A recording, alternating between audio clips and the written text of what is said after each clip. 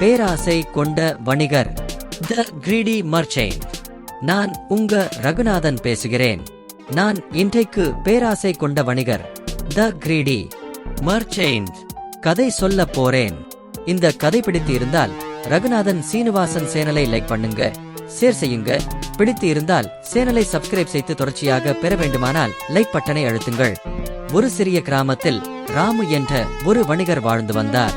அவருக்கு எப்போதும் பேராசை. சிறிய லாபத்தில் திருப்தி அடையாமல் எப்படியாவது விரைவில் பணக்காரராக வேண்டும் என்று ஆசைப்பட்டார். ஒரு நாள் அவர் காட்டு வழியாக செல்லும் போது ஒரு முனிவர் தபோவனத்தில் அமர்ந்திருப்பதைக் கண்டார். முனிவரிடம் சென்று, ஐயா, நான் மிகவும் கஷ்டப்படுகிறேன், என்னை பணக்காரராக்கும் வழி ஏதாவது சொல்லுங்கள் என்று கெஞ்சினார். முனிவர் புன்னகைத்து, ராமு, உனக்கு ஒரு மந்திரம் சொல்கிறேன். இதை சொல்லி எதை வேண்டுமானாலும் கேள். ஆனால் ஒரு நாளில் ஒரே ஒரு வரம் மட்டுமே கேட்கலாம். அதிகம் ஆசைப்படக்கூடாது என்று எச்சரித்தார். ராமு மகிழ்ச்சியாக மந்திரத்தை கற்றுக்கொண்டு வீடு திரும்பினார். மறுநாள் காலை அவர் மந்திரம் சொல்லி, எனக்கு 100 பொற்காசுகள் தாருங்கள் என்று கேட்டார். உடனே அவர் முன் 100 பொற்காசுகள் தோன்றின. முதலில் மகிழ்ச்சியாக இருந்தாலும் சிறிது நேரத்தில் அவருக்கு பேராசை வந்தது.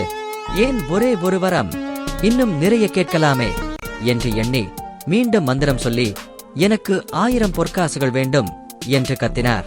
ஆனால் இந்த முறை எதுவும் நடக்கவில்லை. மேலும் முன்பு கிடைத்த 100 பொற்காசுகளும் மறைந்து விட்டன. ராமு திகிலடைந்து முனிவரிடம் ஓடினார்.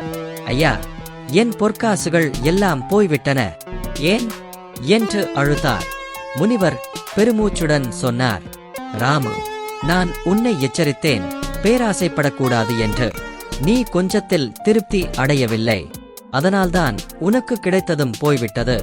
மனிதர்களின் அளவற்ற ஆசையே அவர்களின் துன்பத்திற்கு காரணம். ராமு தன் தவறை உணர்ந்து, முனிவரே, இனி நான் எதையும் பேராசையோடு கேட்க மாட்டேன் என்று உறுதியளித்தார்.